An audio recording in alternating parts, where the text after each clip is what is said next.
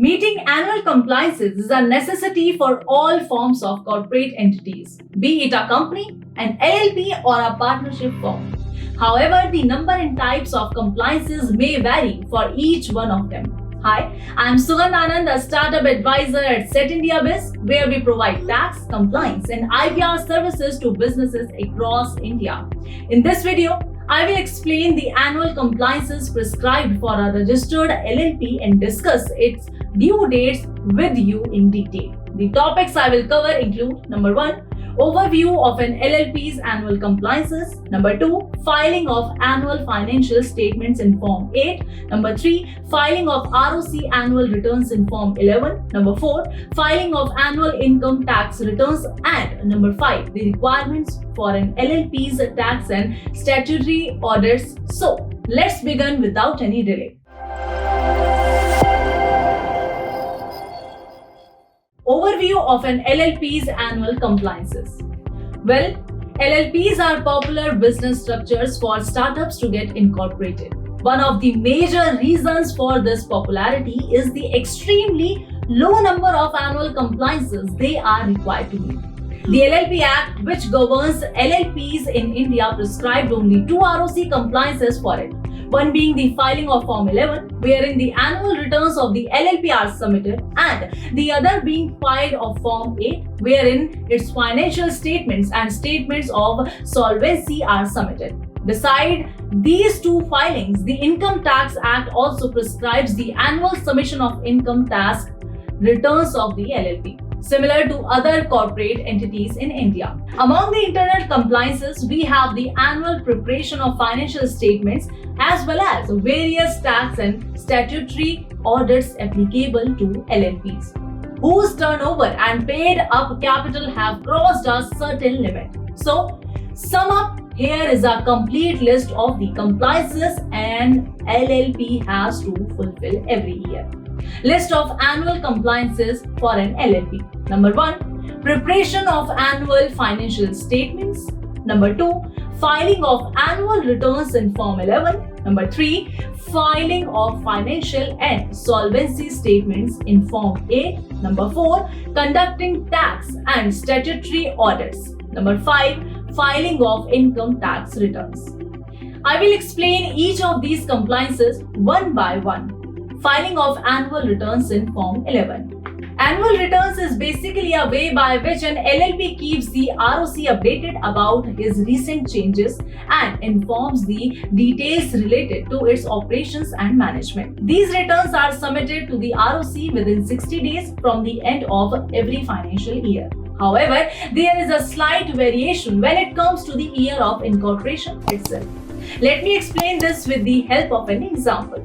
Say, your LLP was incorporated in financial year 2022 to 2023. Now, whether it will have to file its annual returns within 60 days from the end of this financial year will depend on the date of its incorporation. If the LLP was incorporated on or before 30th September 2022, then it will have to file its annual return by the 31st of May 2023. However, if it was incorporated on or after 1st October 2022, then its financial year will actually extend by 12 months and it will have to file its annual returns by the 31st of May 2024.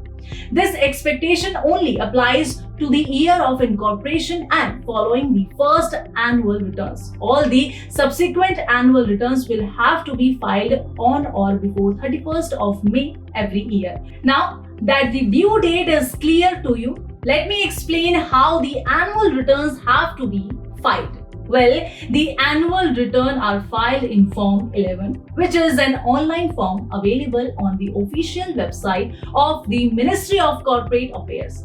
All you need to do is register and log in to the website, access the form, and fill out the necessary details it seeks. These details may include information about the name, registered address, and capital of the LLP. You may also have to mention any recent changes in its ownership and management or a recent contract which it has signed with any new party. Remember, these details must be updated up to the financial year for which the returns are actually being filed. Moreover, if the annual turnover of the LLP crosses rupees 5 crores or the capital contribution exceeds rupees 50 lakhs in this financial year, then Form 11 will have to be certified by a practicing company secretary as well. Now, let's come to the cost of filing Form 11. So, the cost of filing Form 11 actually depends on the capital contribution of the LLP. For LLPs with capital contribution up to rupees 1 lakh, the filing fees is only rupees 50. As we move up the ladder, this fee keeps on increasing. However, if the form is delayed, additional late fees will have to be paid along with the filing fee. For more details on the cost of Form 11, you can directly contact our experts. That's all for the Form 11. Now, let's move on the next important annual compliance of the LLP. Preparation and filing of financial statements in Form 8. Form 8 is used to keep the ROC updated about the latest financial status of an LLP. For this, it seeks several important information like the LLP's current assets, liabilities, loans, advances, cash flows, capital contribution, and so on. These details have to be updated to the financial year for which Form 8 is actually being filed. Along with these details, two necessary documents are also required to be submitted. First, the annual financial statements, and second, the annual statement of solvency. The financial statements contain the annual balance sheet and other important account statements of the LLP. On the other hand, the statement of solvency is a declaration by the LLP that is capable and solvent enough to discharge all its liabilities.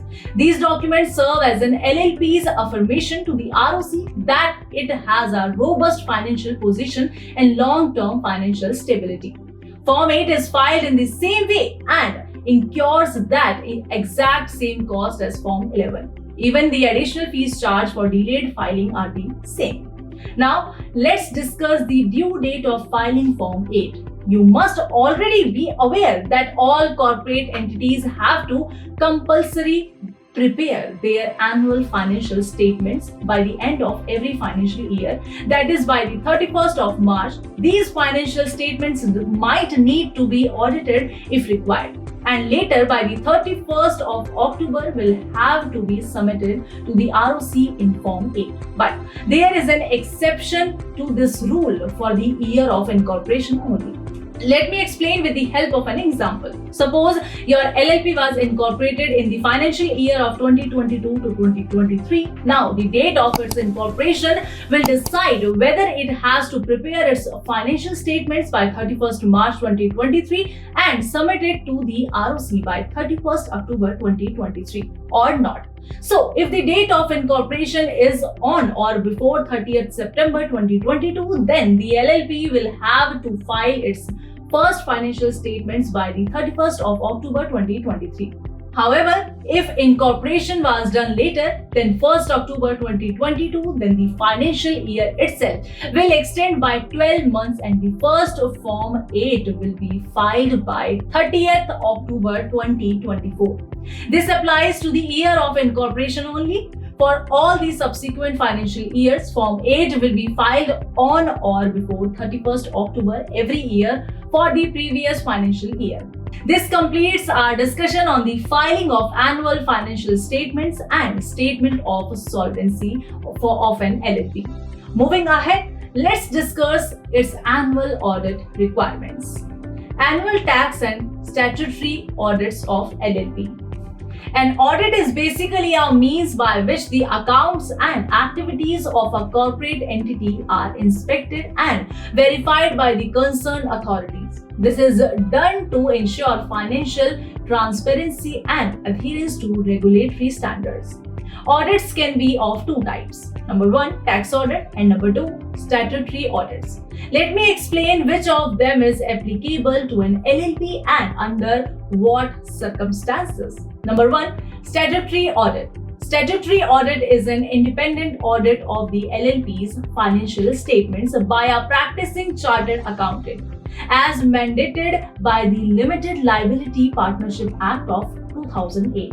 It is applicable only when the capital contribution of the LLP exceeds rupees 25 lakh or more, or its turnover crossed rupees 40 lakhs in the concerned financial year. Number 2, MAT audit.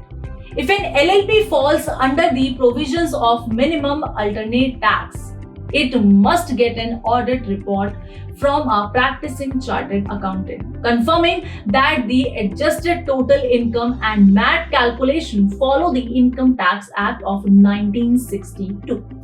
Number 3, tax audit. Tax audit under Section 44AV of the Income Tax Act applies to all taxpayers, including LLP, if its annual turnover reaches rupees 2 crore or more as business income and rupees 50 lakh or more as professional income. Number 4, GST audit.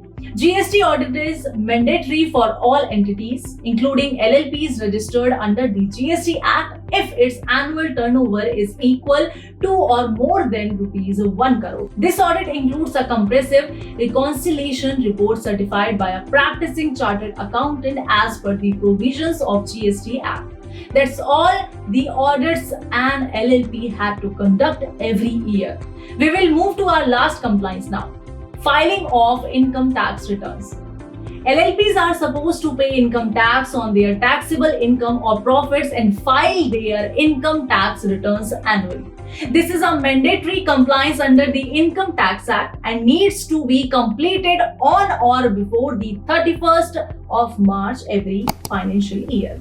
For this, the concerned LLP will first have to self-assess and compute its taxable income according to relevant laws and then pay it online on the income tax portal.